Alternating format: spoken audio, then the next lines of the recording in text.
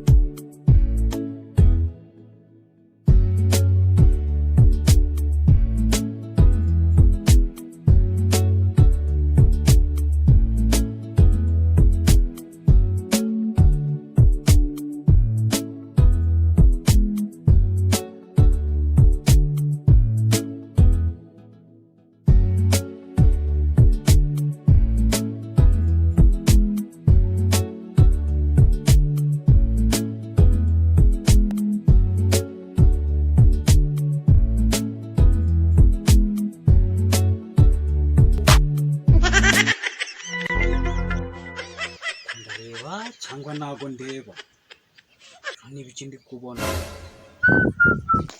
mbega itako akanani ndakagurisha umugore wanjye ntago ambyohereza ahubwo ngiye kumva kanihuta njye kukagurisha iki ngiki nicyo ndaka kabisa.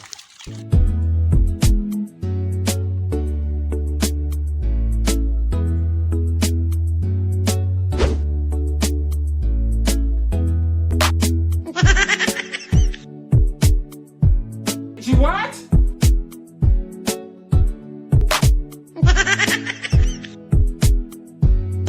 Mwana we ntabwo nakwemera dore itako yesu we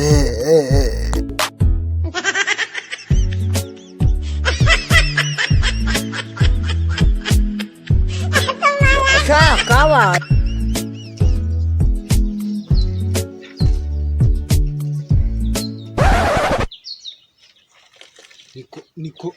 niko yemuko uri mu duki ariko uraryoshye obwa ko muze nawe nzi witonda. ayasha musehe ni nyoko ntabwo siko asa ngiye ndahirirwa reka ngiye buriya n'akanani nakagurisha ariko tukavugana n'abana bakiri bato reka ni mwebwe babaze nkatwe ni mwebwe tuba dushaka rwose. Niko muze n'akananura kagira ute?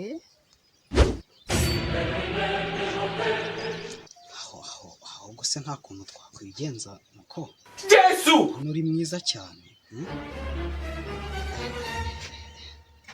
Ko muze amafaranga. Nta mafaranga se kitabuze nta mafaranga njyewe rwose ibyo ushaka rwose ndabiguha pe.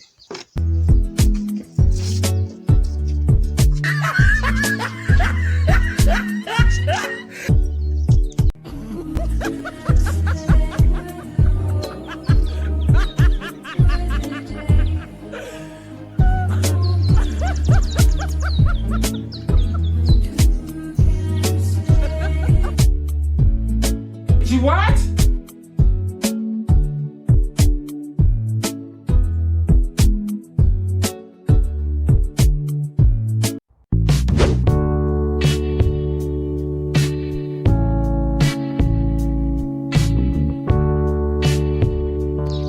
Muko waretse nkagukarabya ko ndi kubona umeze freshira. Ahubwo kora akazi wari wanakereye. Hey! I can't meet it by me.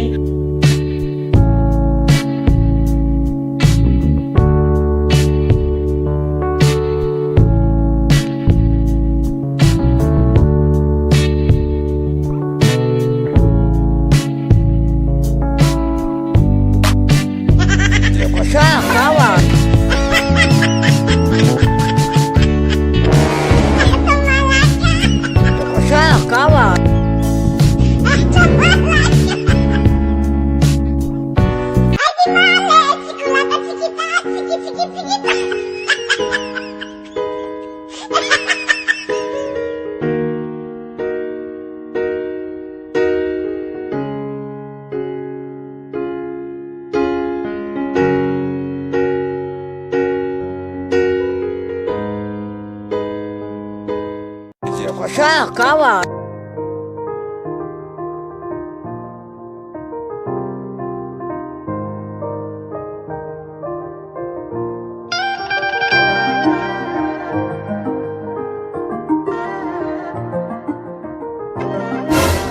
niko muze ko mbona nsinziye byagenze bite? ushaka wa Sha amafaranga yanjye niwo wayibye. Ntabwo ari njye amafaranga wayibye, mbabarira rwose, ibintu wakoraga byose nabibonaga nuko wari wazibye. Mbwira uwayibye.